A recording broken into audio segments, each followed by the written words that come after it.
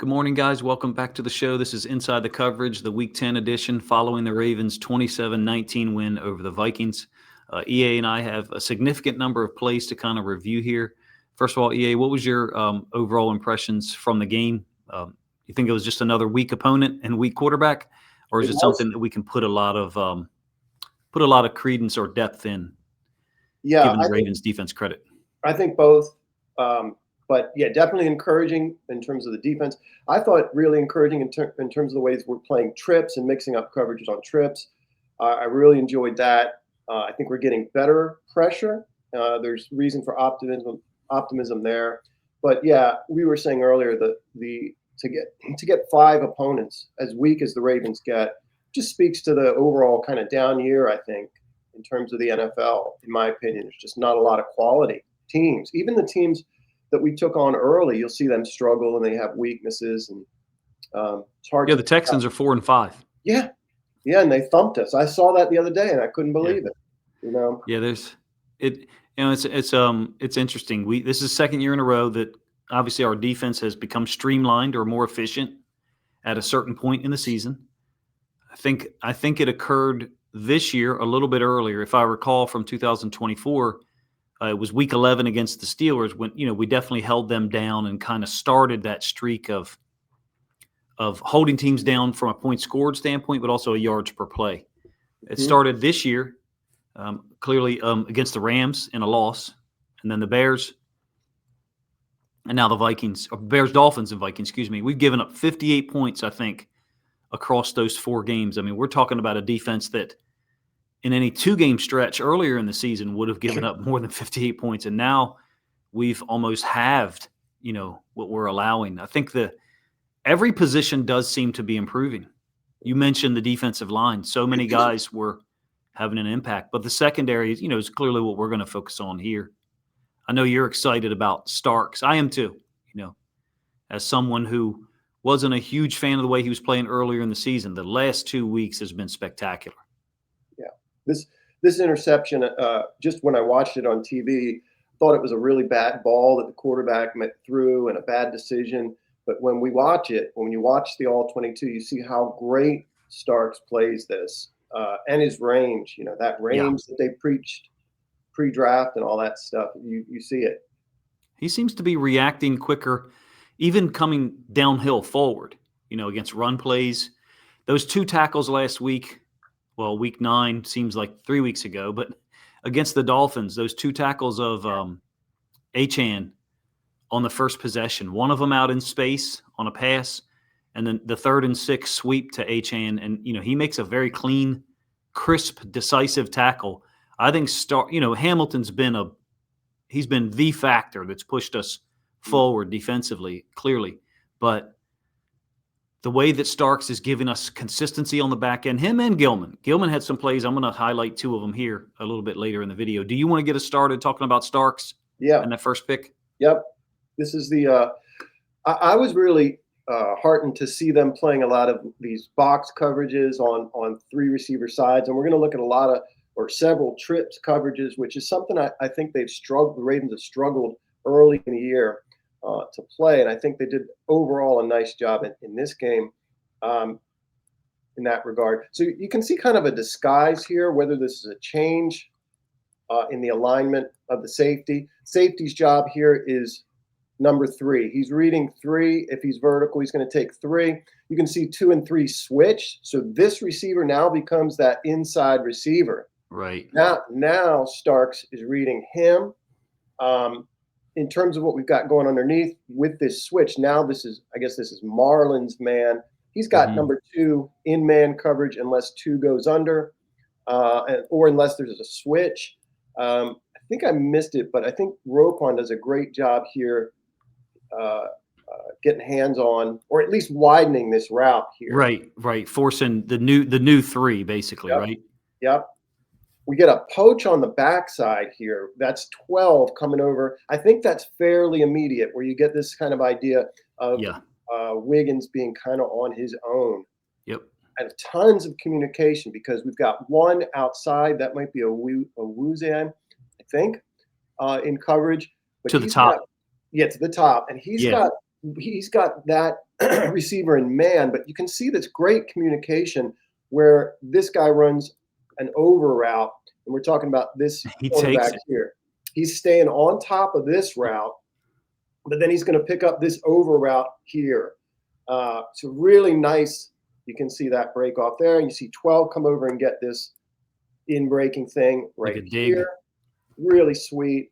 And then the idea of Starks being in man coverage here and then coming as far as he does to get the single receiver side. So this is really well played just in general by everybody, in my opinion. Long way to go. Oh my gosh.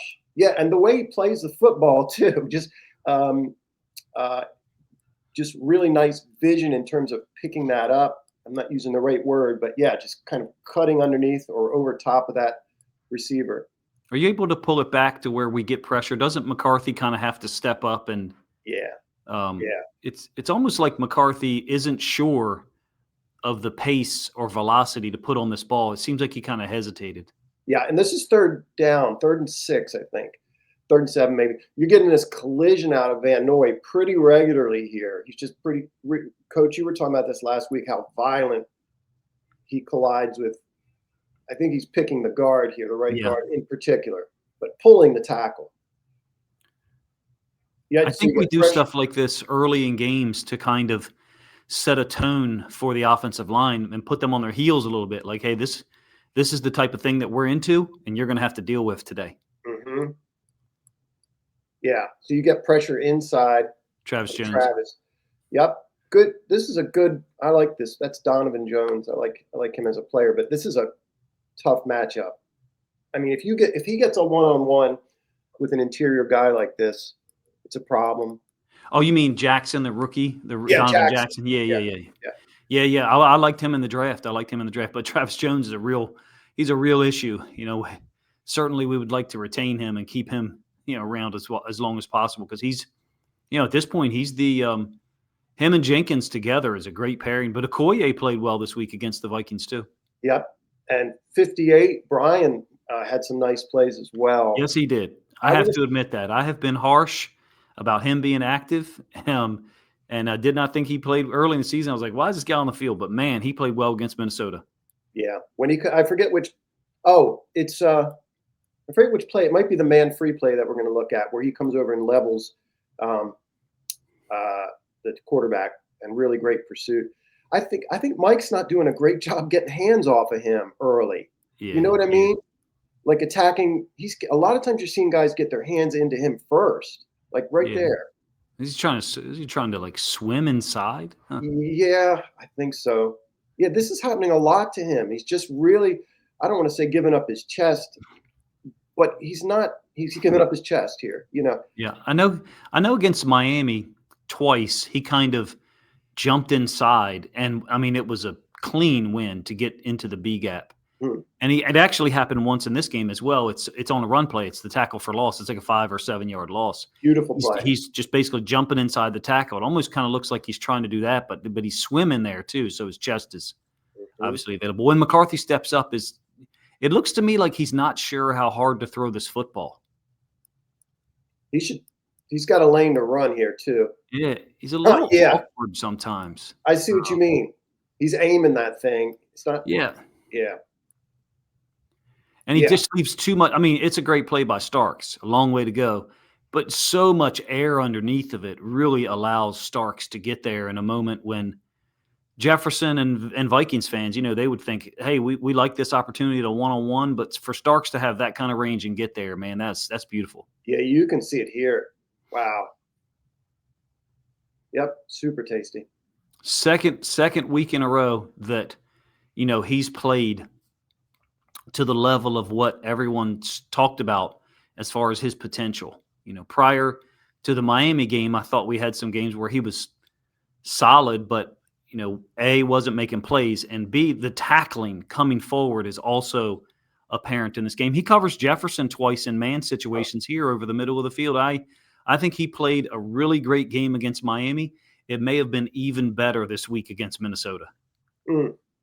Yeah, he's settling in, and it's more than that. Like I think he fits well in these sorts of coverages. He's really, really comfortable in these sorts of coverages. They were asking him to do, I don't know, I think just being a middle of the field safety in the way that he was used the first 5, 6, 7 weeks or whatever it was, that's a lot to look at. And he's doing a lot of that still, but he's got 12 and he's got Hamilton. And I think he understands the system more and more. I think it is a system that he relates to more so than what we were playing earlier in the year, asking him Yeah. to do early in the year. Seems so much more comfortable, so much his reactions are at the same time that they're quicker, they're also smoother. He's got great balance. I'm big fan of what we're seeing out of him. I'm going to move on to the next interception, if that's okay. Yep. This one's Humphrey's, a little bit more individual type of play, obviously not within the construct of a zone scheme or anything like that. We're just talking man to man. And I said in the Ravens Discord that his left hand being taped up made him look like a penguin. Like once he intercepted the ball, it almost looked like him and Jefferson were both kind of looking for the ref, like, hey, is this going to be a penalty? He's so, what's the word that I can use here? Oblivious to, well, he's oblivious on social media in a way that's funny, but he plays DB sometimes like it's, like it's like 1997 or 2007. It almost seems to me like he's unaware of the rule set. And I know that there's people who have different opinions on it. I love this move. I think he IDs the route. It's a 3rd and 1. I think he IDs where Jefferson's going to go, and he just intentionally undercuts him. He's not going for where the ball is going to be. He's just trying to basically, we would say, run the route for him. But this is actually him impeding Jefferson's ability to get to the ball, which in this day and age, people are going to complain about, particularly, Vikings fans. If you switch the jerseys, though, to be real, if you switch the jerseys and it was Harrison Smith making this play or Isaiah Rodgers and it was a Ravens receiver, people might complain. I'm a defensive guy, so there, at a certain point in time, it's just I just root for the defense. I think this is a brilliant play, man. Do you see the same type of reaction here, or am I, reading too much into it? Yeah, right there where you have it frozen. I just look at him and see that he is relaxed. And look at that space out there. I mean, look, he's in a bad way against a good receiver. But look how relaxed he is, how much space he gives the receiver here. And then I see it as, although the ball's in the air, I see it as him having every right to make a play on the football. Absolutely. 100%. At that point. Yeah, 100%.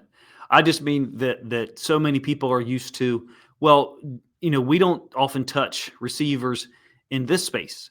And we certainly don't touch them in this intermediate space. And we're used to, I think a lot of people are used to receivers not being touched at all down the field. People look for a flag. I don't really think he was looking for a flag. I don't know exactly what he was doing. Maybe he was trying to figure out, how do I tuck this football with one hand taped up as heavy as it is? I just think it's a brilliant play.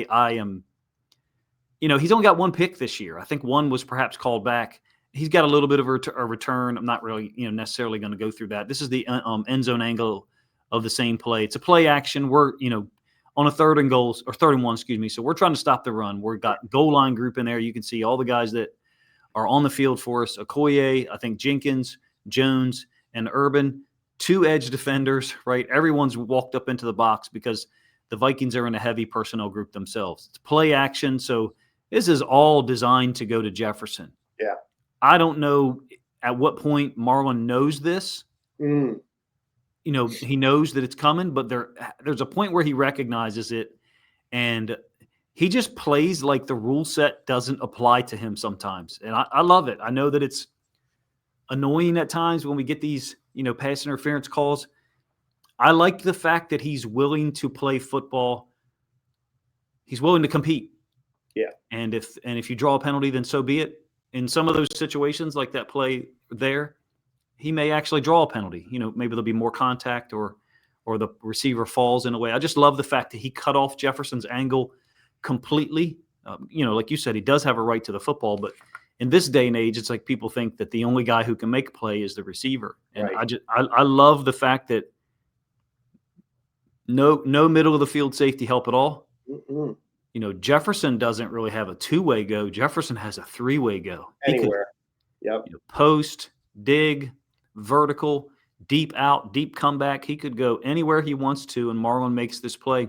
He gets a lot of flack for various reasons, some of it warranted, but that right there, I don't think that our other corner, Wiggins, makes that play. Mm-hmm. It's interesting what you said. I thought it was a great point.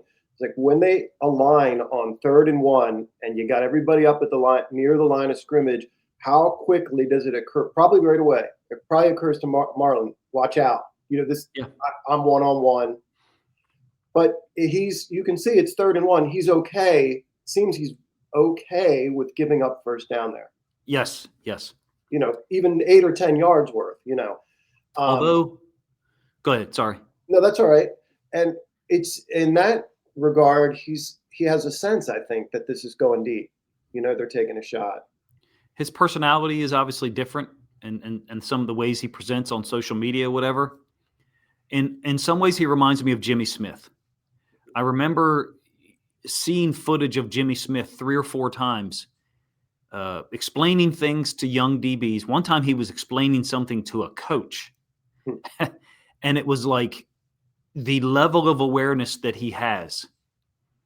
And he said something that I think kind of applies to this situation. I forget who. He wasn't actually dressed. He wasn't actually playing. He was in street clothes, talking about Jimmy Smith. Mm-hmm. And he was talking to a young corner. I'm not exactly sure who it was. And it was a heavy personnel situation. And he said something like, hey, if they're in 22 personnel, even though we're bringing this stunt, talking about the stunt that's occurring up front, the linebackers, D-line, et cetera, Mm-hmm. every offensive line in the NFL is going to be able to block that up from 22 personnel. Mm-hmm. So you, as a DB, have to be willing to cede. He didn't say this, but it was something like you have to be willing to give up a 7 or a 9-yard catch. Mm-hmm. And understand that they're going to be able to block this up. That receiver is going to have time to get down the field. The quarterback's going to have time to throw it. I forget what team we were playing and what the quote was. He actually had 2 or 3 times where he was talking to people like that on the sideline, and like a Wired episode would pick it up or something like that. Marlon reminds me of that, not from the standpoint of Marlon explaining it to someone. I suspect that Marlon on the sideline is probably like in another realm, but he has that level of awareness during the play. Well, it's and it interesting. manifests itself like this. It's interesting. I remember particularly Jimmy Smith coaching Marlon early. I remember seeing footage of that. And it was press. He was talking about press coverage and jamming guys at the line of scrimmage, but he was all up in Marlon's ear. No question about it. So it wouldn't surprise me if those conversations similar to that were held that you're describing between he and Marlon. He's one of my favorite Ravens, Jimmy Smith, and Marlon is too. He changed our 2024 season 2 or 3 or even 4 times. And, the last 2 weeks, Starks has 2 turnovers, and so does Marlon. Those guys are giving us those game-changing plays. Mm-hmm.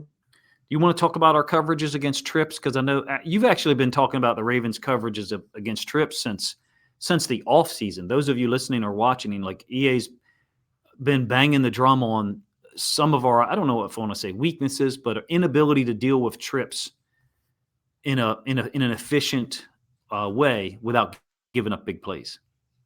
Yeah, I thought early this year, you would see very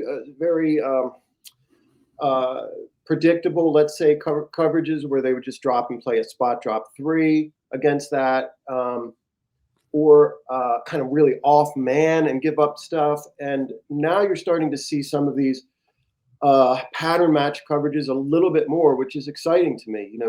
You see that here. This is, again, I think the same type coverage we see. Here's our 3 receiver side, right to the bottom of our screen. What did I have up there as a note? Oh, so the strong hook's going to match 2 or 3 if they run under. So if either of these 2 runs are under, we're going to get Roquan matching. That's what happens. Right.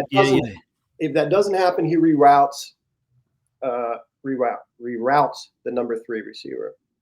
But we'll see 2 go under, which affects Marlon. Okay, because Marlon's got 2 in man unless he goes under. again, we've got the safety, Starks, man on 3 in this coverage. This is an interesting idea here, I think, that Minnesota runs with 2 under at apex, which is Marlon.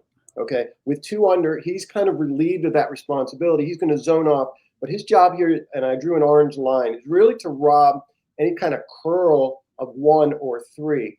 Mhm. What we see, I think here that's kind of interesting, and I'll let it run. There's the match 3 that we talked about by the safety. It's a And Marlon is 6-yard outside. pickup. Wow. Yeah. Now I think the routes here are kind of confusing because typically what it kind of takes on the form of a smash. You know, Yeah, exactly. This is not like a typical like hitch or something like that. But our cornerback, Wiggins, his job is to call smash, but it's more of like a follow or something that he kind of pulls up on. So it's kind of confusing. I think in a perfect world, he calls this out. Marlon, which is his job as the apex, would be to come down on the number 1 receiver. Right.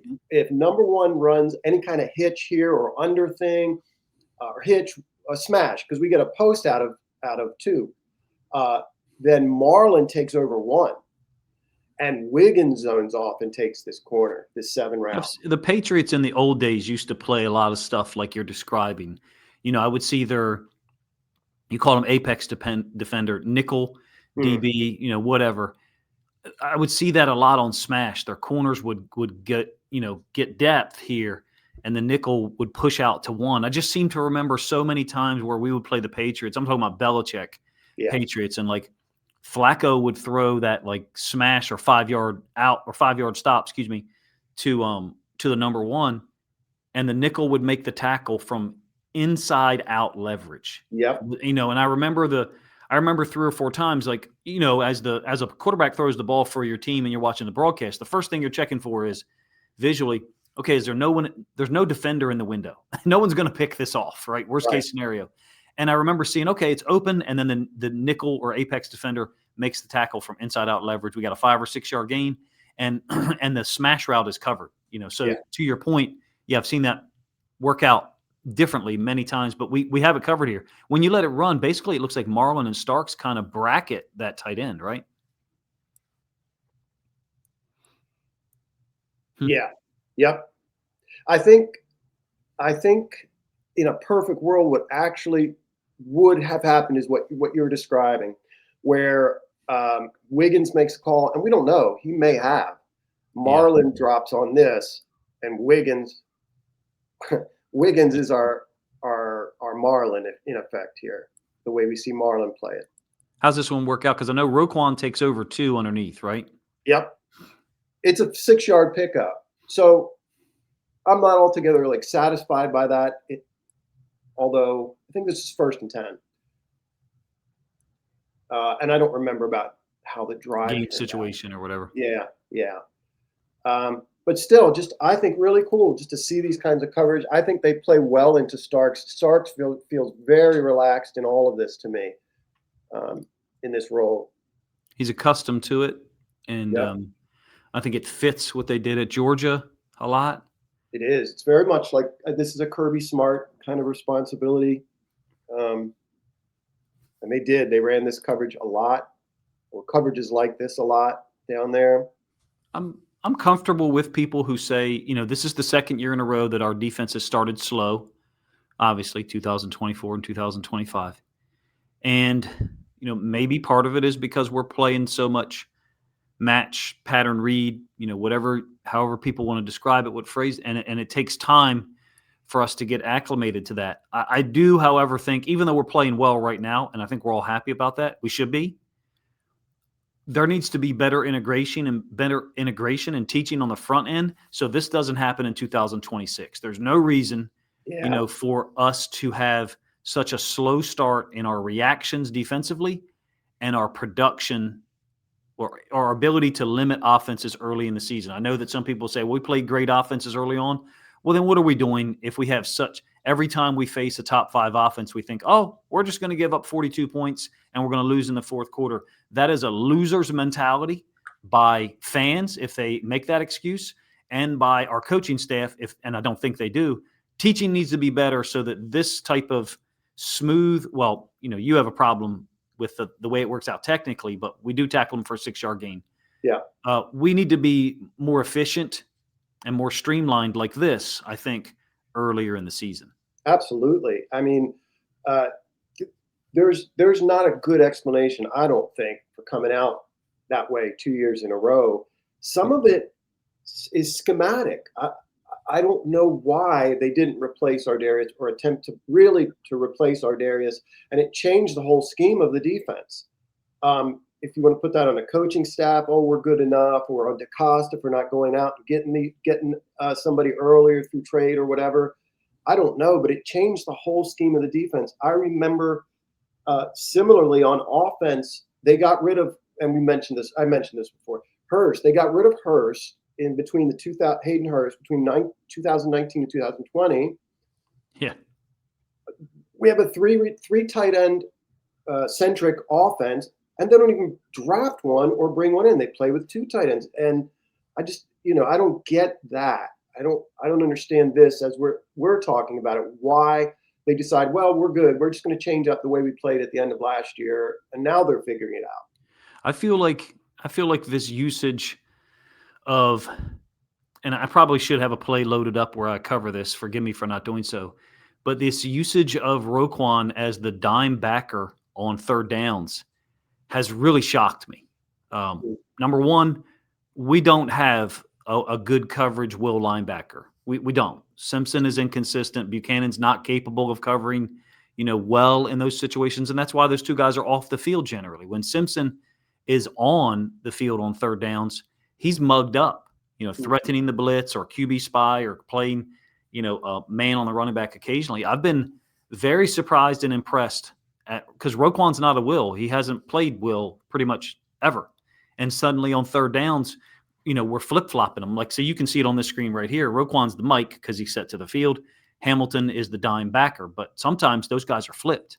Mm-hmm. And it happened actually on a couple of screen passes in this Vikings game. Did you have another trips coverage you wanted to go over? Was it Stubby or Stump? Sorry. Yeah. Let's see. Okay, so those were the two stump coverages. Let's see. 12. Let's see. This is 11? the Hamilton. Yeah, this is the Hamilton drop.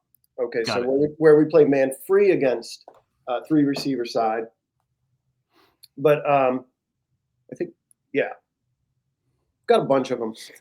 I'm mixed up today. But, yeah, we see Hamilton dropping off the line, man coverage with the middle of the field safety. He's the low hole dropper. You call him the rat, right? Yep. Right here, he's kind of getting under this seam. Then he's going to kind of fold over and get underneath this dig, let's call it. I think one of the things that's interesting, though, about this big old hit is the front side or the end zone view. Just the Jones against the right tackle. Yep. Dre'Mont. Yeah, so we're going to see Van Noy.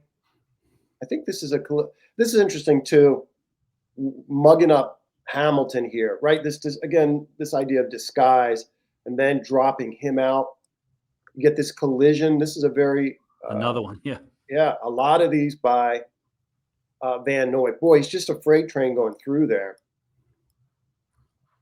And then this is Dre'Mont on the speed rush to the top side, right? That gets a nice pressure. And we get a flush. I'm impressed by Brian coming all the way over in pursuit. Yeah, he played well. Good moving, right? He's a big dude. That's great movement. And just he's not 290 though. They list him at 290. He's not 290. Yeah. I don't see a 290-pound guy when I look at him next to Green or Van Noy, who's those guys are listed at what, 255, 260. Yeah. Can you go to the all 22 again? Yep. Didn't they motion the running back in? If I saw that right, can you rewind? I think they do. Yep, right here. And Hamilton kind of goes with him, right? Goes with him. Yep. Shows man, and there's. So if that's man free, you as the quarterback think, okay, Hamilton's got the running back, and then it looks like we flip. Mm-hmm. Who takes the back? Roquan? Roquan does. I think he blitzes him. Yeah.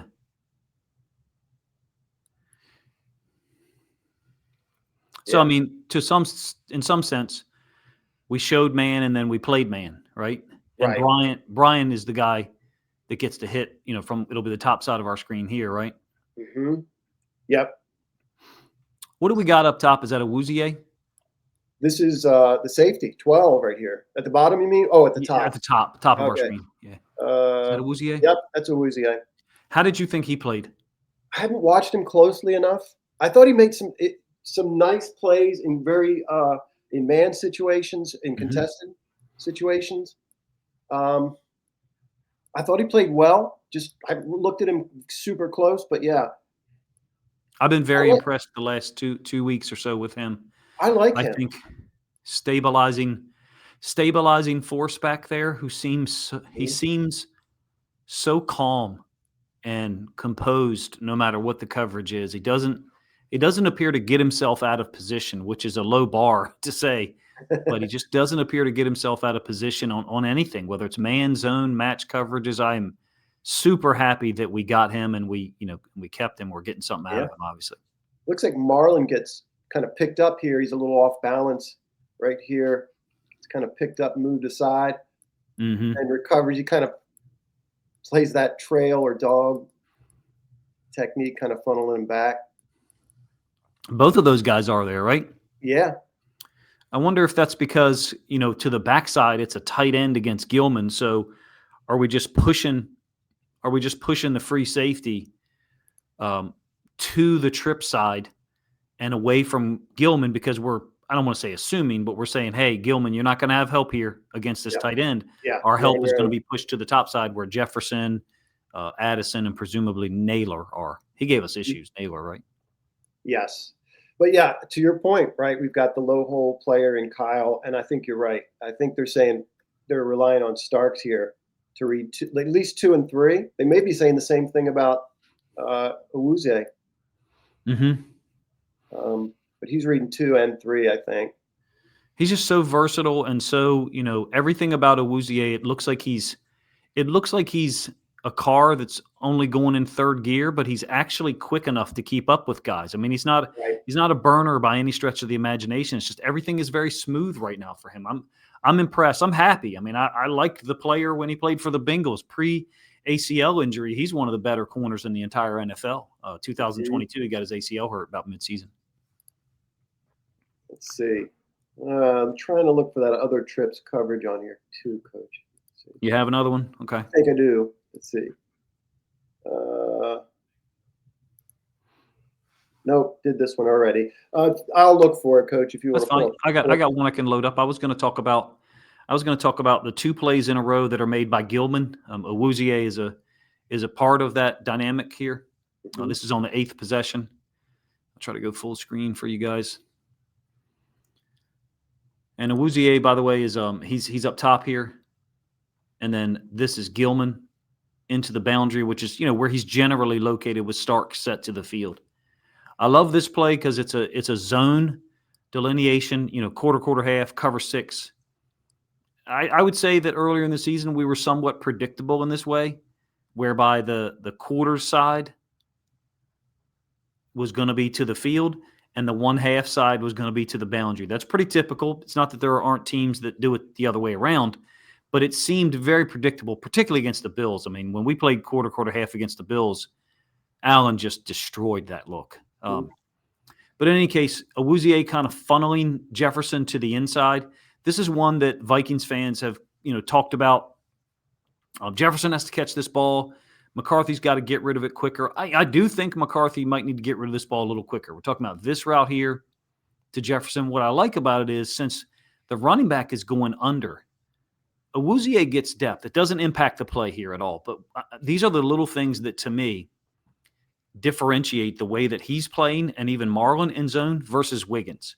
Wiggins, I don't see making these small little adjustments here to help out from a team defense standpoint. To me, and I know some Ravens fans don't like this, to me right now, Wiggins seems disconnected from the team defense mentality at times. If it's man-to-man, he's totally bought in and locked in, don't get me wrong.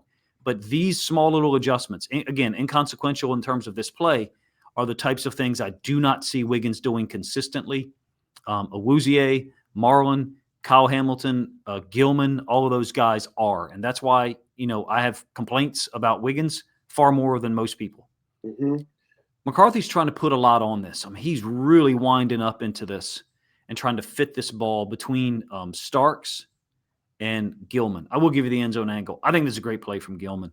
I disagreed with the announcer saying, oh, that's a drop by Jefferson.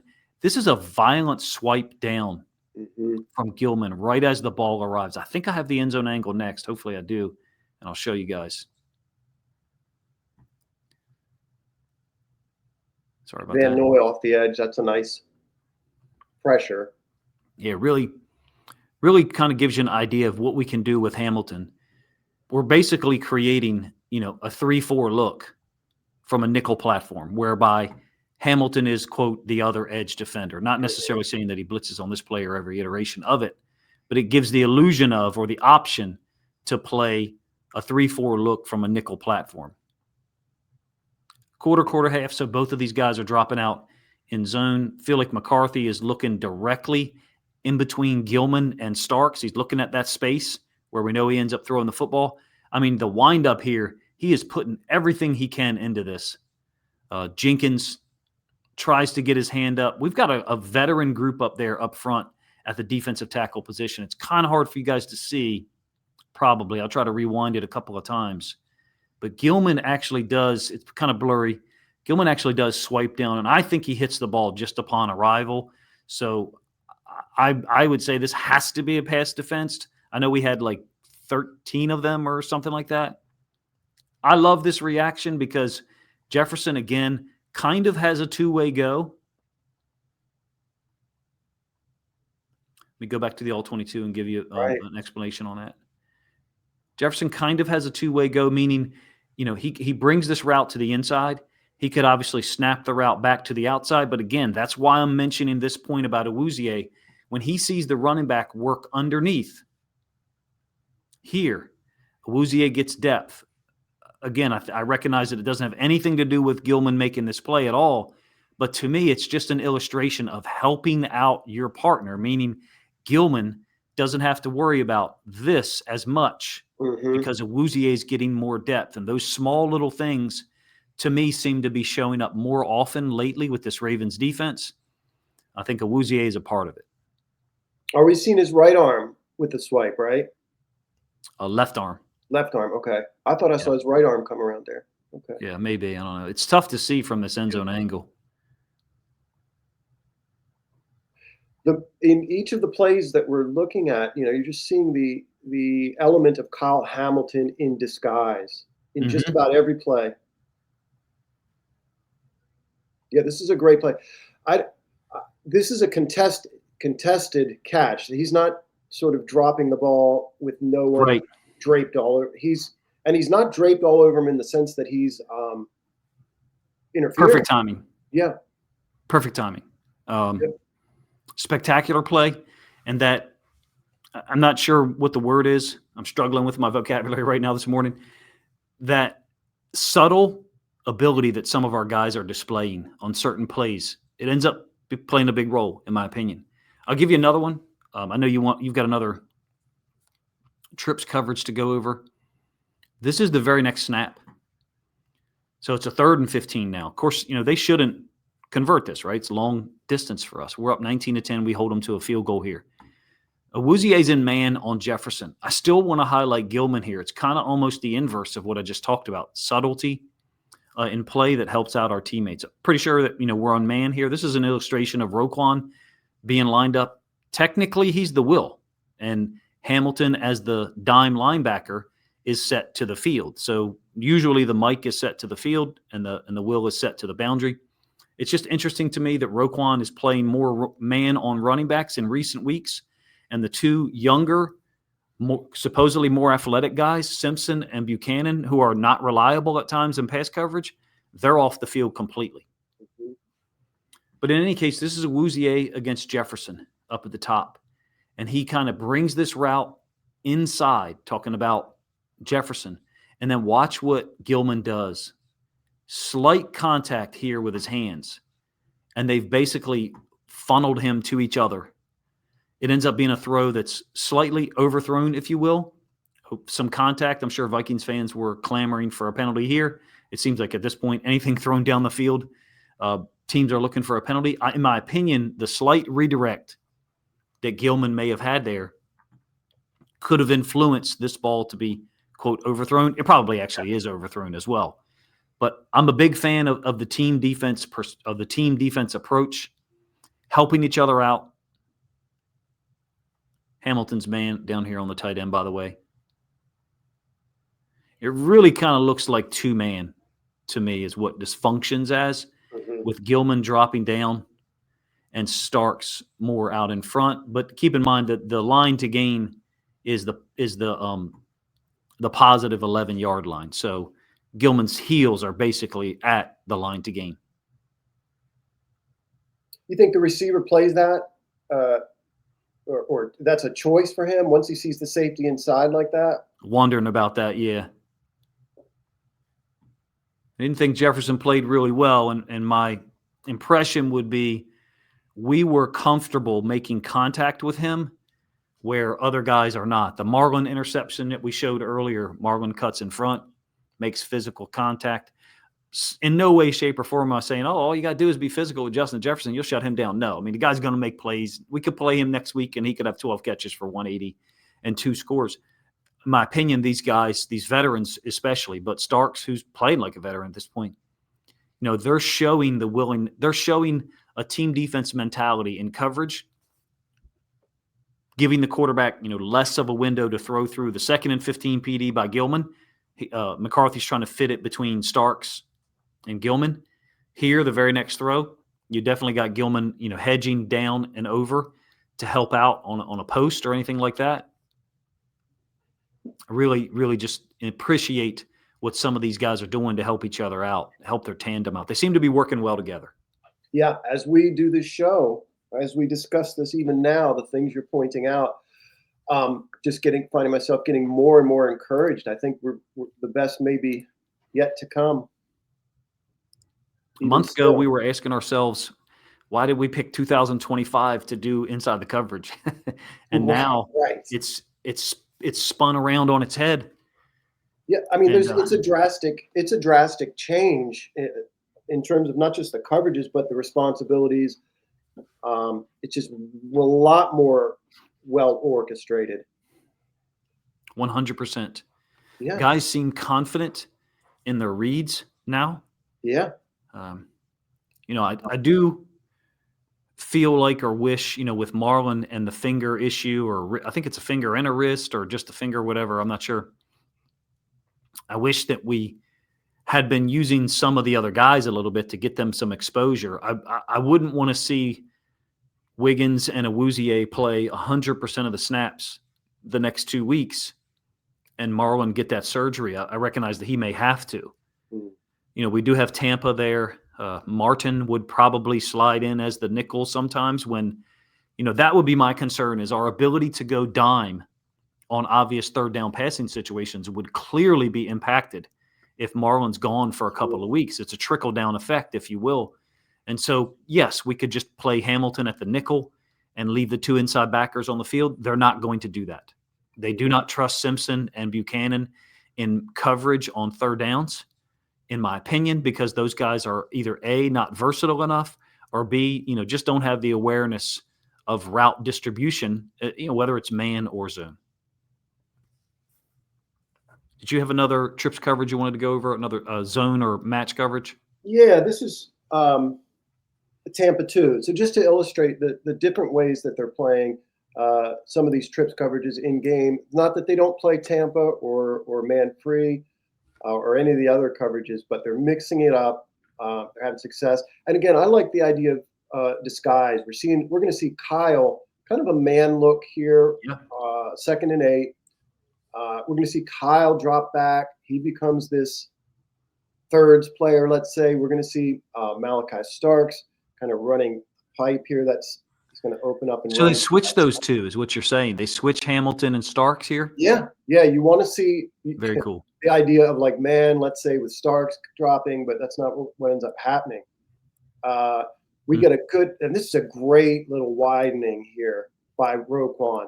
Comes out and nails 2 Oh, I see. Okay. or widens him. See how 2 has to open up his hips and sink his hips and run around him?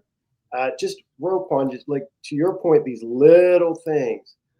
And he's got his eyes to the quarterback with 3 coming out. I got that reminds me of another one. I'm going to be looking off screen for a moment here just to Sure. find it. Oh yeah, this is great. So we're Perfectly. seeing just this variety of looks. And Kyle, what a weapon, man. What a weapon. Just doing all kinds of different stuff with Kyle. Here's a Koye He played well. shade in the center. Just kind of there's that forklift Michael Pierce-esque kind of thing. I like how he continues to run his legs. He's not just stopped up once he throws or once he He's shoots his trying. arms. Yep. Yeah. Could have got away with something there, but 41. Yeah, I like the packages they're starting to mess around with in terms of pressures. Seems like the inclusion of some of these guys up front in rotation. Kyle could be rushing off the edge at any point. Yeah, I was confused for a moment when you showed the all 22 because I thought, can you pull it back just slightly? Yep. Yeah, I thought that where Roquan is located, I thought that was Hamilton for a moment, and so I have seen us do this before, whereby whoever's lined up at Mike Hamilton, kind of runs to be the half field defender. We've done that with Hamilton, even dating back to like 2022. So when I said, "Oh, they switch it," what I meant was I was surprised because I didn't remember that one. But in any case, I see it now. Hamilton's actually the nickel, Roquan is the Mike, and we've got Buchanan on as the Will here, right? Yep. Yeah, it's Teddy. Tampa 2 is an awesome coverage. I mean, I'm a big fan of it. You got that natural hole or seam, between the 2 hook droppers, underneath of Starks, right? Right. Right here, these 2. Flores is a huge Tampa 2 guy. Is he? Oh yeah, he's got so many different versions of it. It's crazy. There's at least 5 or 6 different versions of Tampa 2 that he runs. Have you seen the new term? I don't know if it's a new terminology. It's new to me. They call it NTTs, non-traditional Tampas. That's what. Oh, So that's what I like about the coverage too, though, is just how many different looks you can present, how many different players you might ask to run the middle right. here. Can you let it run a little bit because I think it's a 3-by-1, right? Yeah, single down here. Passing strength is obviously declared to the top side. So for viewers who aren't sure about, don't know much about it, Starks having his back turned to the bottom side of our screen, having basically his back turned to us, that's proper. That his back is turned away from the passing strength. He's orienting himself to the passing strength, looking for a vertical, typically by 2 or 3. I think I really like Tampa when there's 3 receivers to the trip side, and you could get either of those guys running the vertical. In this case, one of them's a tight end, isn't it? This guy right here. Oh, no, Yeah. the tight end's in line. I don't know who this is at number 2. Might be Thielen. Yeah, that's Thielen. And who we got outside here? Is that Jefferson? Or is Jefferson down at the bottom? Yeah, Jefferson's EX. Okay. But yeah, you get a little funnel here because of that inside release.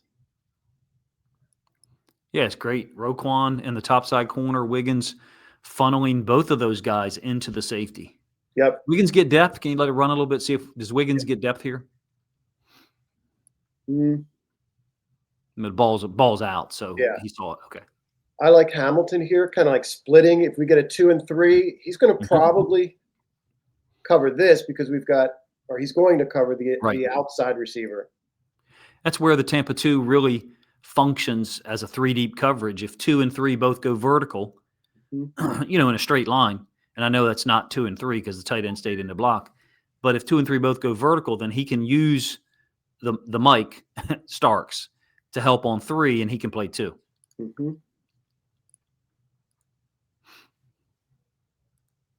Yep, just the variety of looks.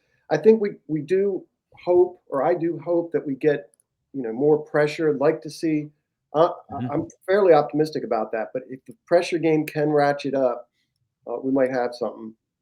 Big fan of Dre'Mont Jones. Didn't end up with a sack. I felt like he had at least 3 good rushes, organic rushes. They used him inside some. I'm Mhm. not one of those people who thinks that, Draymond Jones should just be rushing inside, with Green and Van Noy off the edge. I want to see him moved around a little bit and be versatile, and I think he is. Mhm. I like the idea of Mike Green a little bit inside. I wouldn't mind seeing that. Yeah, super Rushing, I mean. talented. How many yards does a running back get here? Let's go back. Let's see. Let's see.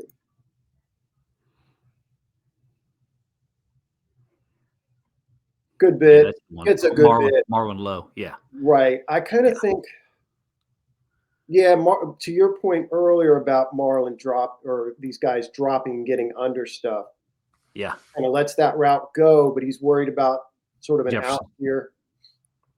Yep, And so maybe absolutely. they give too much room. Yep. Maybe. And Second so, and 8, so he gives up. Will we give up 7? yeah. Yeah, or maybe 6. Yeah. Yeah. Yeah, it's kind of the nature of the business, right? It is. Yep.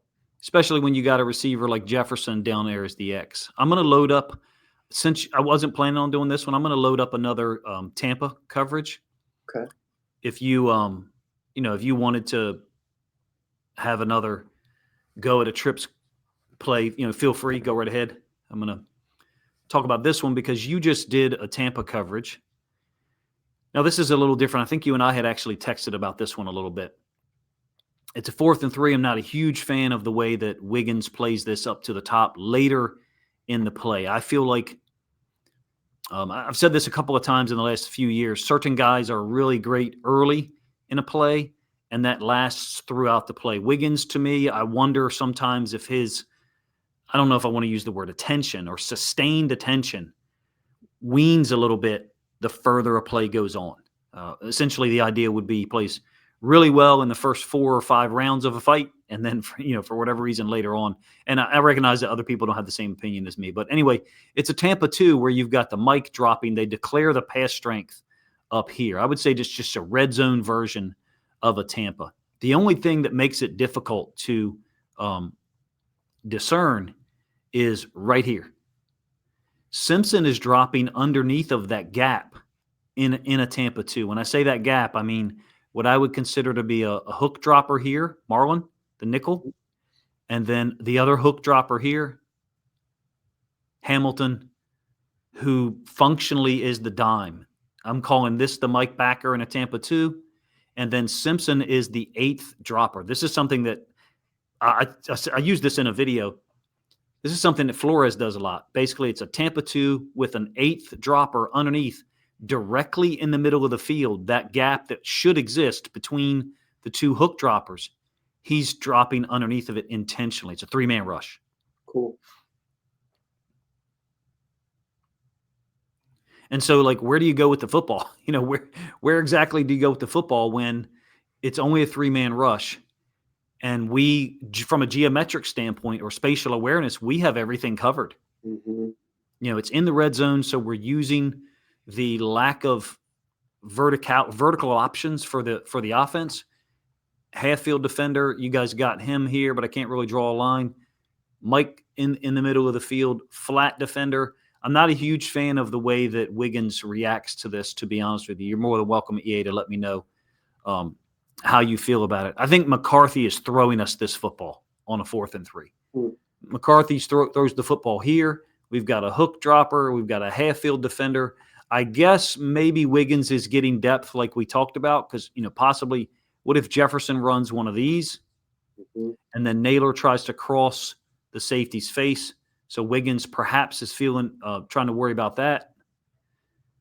But he jumps to the inside just slightly enough such that a throw that really was directly at him ends up glancing off of Jefferson's hands. Wiggins, to me, is a little too heavy on his reaction this way. Yeah.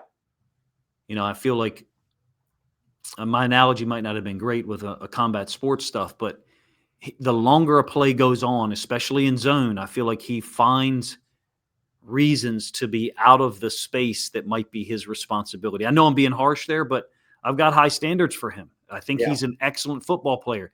I love watching film of Nate Wiggins. I have not been impressed the last 2 weeks. This game and against the Dolphins last week, I felt like he was, to me, the guy that I could look at on the field and say he was the most disconnected from everyone else That's that the was on word the you field. use. Yeah, unsure, I was going to say. Like, if you watch his eyes, we talked about that last week. I think he's not comfortable out there. And you use the word disconnected. I think that makes sense in these situations. He doesn't look comfortable in the way that some of the others do. It could be a zone thing. Mhm. I know that coming out of college, there was discussion that he wasn't great in zone or didn't have great instincts there. That's fine if people want to describe it that way. He's had over a year in our system, which our system didn't start great in 2024 or 2025. So maybe it's the level of coaching. I don't know. I think he played well against Rome Odunze. Odunze got off from a production standpoint against us, especially early. He really gave Wiggins problems early. Wiggins competed, of course, got the great interception in the second half. My own impression of him the last 2 weeks, and I've said this multiple times, is that he's a guy that I would say to, if I was responsible for it, you're going to sit down 6 or 8 snaps per half, because when you do get the opportunity to be out there on the field, we want to see better execution and more consistency than we're getting, because I have high standards for you. And right now, on a snap by snap basis, you're not living up to that. That's my opinion. And I know that other people, have their own. I know Harbaugh said something about him this week. I'm not exactly sure what it was. Mhm. Yeah, on that particular play, it looks to me that he's not particularly reading the quarterback, and he's not interpreting what the route is either. Yeah, I think he's thinking a lot about his drop and where he is in the zone spatially, but he doesn't seem to know where the receiver is on that, to me. Um, I mean, so, like I said, I feel like he's throwing us the football. And yeah. so Awuzie I should have, shown it there. Awuzie in the same drop looks at the route, snaps back to the quarterback for a moment, and then looks back at the route. Mhm. Wiggins is here the whole time looking at the route. And so, I think he could be better, and I think he will be better. I don't think he's meeting the standard that we should have for him in the last 2 weeks. As regards the coverage, it's interesting. I thought that was cool where they had Simpson. They ran a three-man pressure early in the game when they gave up. I think they were in man free and they dropped Mike Green. It's Yeah. like you're rushing 3 guys and one of them isn't Mike Green, Yeah. Yeah. And they had a spy out there, but he was to the right of McCarthy and not in more of a zone responsibility like the one you showed.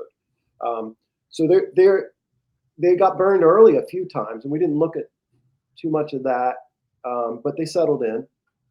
Absolutely. Yeah. That 3-man Tampa 2, again, the guy who I've seen use it the most, I think it was Flores maybe 2 years ago. I think it was 2023. The first time I saw it, actually got an interception on it, the low dropper, the eighth pass defender guy in coverage, got an interception. I forget who it was against. It might have been Tennessee, but I could be wrong there. And I remember thinking, like, who is that? What is that guy doing there? And so for me, at least, watching the film from the All-22, it can really be confusing, because you're like, okay, I don't know about you, but immediately when I try to figure out a coverage, I usually cut the field in half. All right, well, if there's trips up here, we should have 4 up there. If it's 1 down here at the bottom, there should be at least 2 there, for the running back and the X receiver, and then go from there. I was like, who is this 8th defender? And so for us to play it against Minnesota in a 4th and 3, it makes sense, right? Because Simpson essentially is the spy there if McCarthy wants to scramble. Yeah. But he's a predetermined spy from the standpoint of where they want him to go. They want him to go at the midline, directly in a line from the quarterback and the center when the ball is snapped, such that that area that is open between the 2 linebackers, the hook droppers, has someone in the lane. I think it's a really cool coverage to use down in the red zone, at least. I was going to say down there, it's great. Yeah, super. I also like the more what seems more like an inclusion of that 2-man coverage that you mentioned. I think we play that really well. Yeah. I said this in a Lions video about a month ago, and I don't think some Lions fans preferred the way that I said it. I think two-man, the way that the Lions are using it, and now the way the Ravens are sometimes, actually means that you could use a lesser man defender because he has more immediate help. Now, people say, well, it's man. How does he have help? If you're instructing the safety, hey, on the first in cut, you are to take it now and basically remove that in cut, whether it's a slant, whether it's a drag across, whatever. It's an aggressive mentality by the safeties. And in my opinion, it helps those man defenders for Detroit. They run it a lot. Detroit probably runs it 20 times a game, 18, 20 times a game. I think the Ravens are running it maybe 5 or 6. But to me, it helps those underneath guys in man feel a little bit more supported when normally our conception of man, all of us, myself included, is that, you're soloed up out there on an island by yourself. And that's just not the case in that version of two-man that we've been using lately. Yeah, I love the mix of coverages in this game in particular. Really do. I'm excited about it. And they're executing them. Yeah. And putting themselves in the right spot with respect to the routes. So really excited to see how we do this week against the Browns. The only caveat I would offer is the Marlon situation. I mean, as you and I record this Wednesday morning, so we would think that he'll probably be a go. Certainly their passing game leaves a lot to be desired. They just don't have talent at the quarterback position like the guys we faced the last 4 weeks, right? Matt Stafford, Caleb Williams, Tua, and then McCarthy, who was only 20 of 42. And I think, really struggled with some of the pre-snap to post-snap transitions. But all 4 of those guys, superior talents to Dylan Gabriel by far. Mm-hmm. Any summary, final thoughts here as we move into the Browns game? Should be a W. Should be a W. Yeah. Going into Cleveland, maybe that's an issue. Playing on the road. It's I think we're looking good. I think we're starting to, if injuries hold up, I think this team's got a shot to make the playoffs. And I haven't watched Denver. I haven't watched Indy, but I'm not impressed outside of them. I'm not impressed with Pittsburgh, not overly impressed with KC or Buffalo. So you never know what's going to happen. Tell you the team I haven't seen that I am wondering if they're better than my brain is prepared for is the Patriots. Yeah. And I don't know that. Well, I don't have any knowledge of that at all. But I know, they're well coached. And yes. they're going to hit you, so that's the whole McDaniels as offensive coordinator and then Vrabel pairing, that to me is a good group. Yep. That's a dark horse team for sure. Yeah. Yep. So I think the AFC is far different than we all suspected, for sure.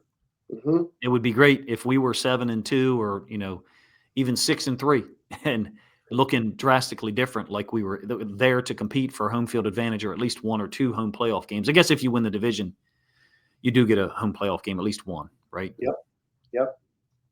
All right. Well, I think we're more cautiously optimistic, or excuse me, I guess it would be less cautiously optimistic, however you want to say it, about this defense as a whole moving into the Browns game. It sure will be fun to be able to do this a week from now if we play this brand of defense again and are fortunate enough to get a win in Cleveland. In any case, if you guys enjoyed the video, first of all, please let us know in the comment section. If you're unaware, what EA and I tend to do once this is posted up is try to cut it up into smaller pieces and present the plays either on his channel or mine, so you can look for some of that content as well. Appreciate you coming on, EA, one more time, man. Sure, thank you. Sorry this one took so long, but it was a lot to talk about. Yeah, good show. All right, appreciate you guys' time.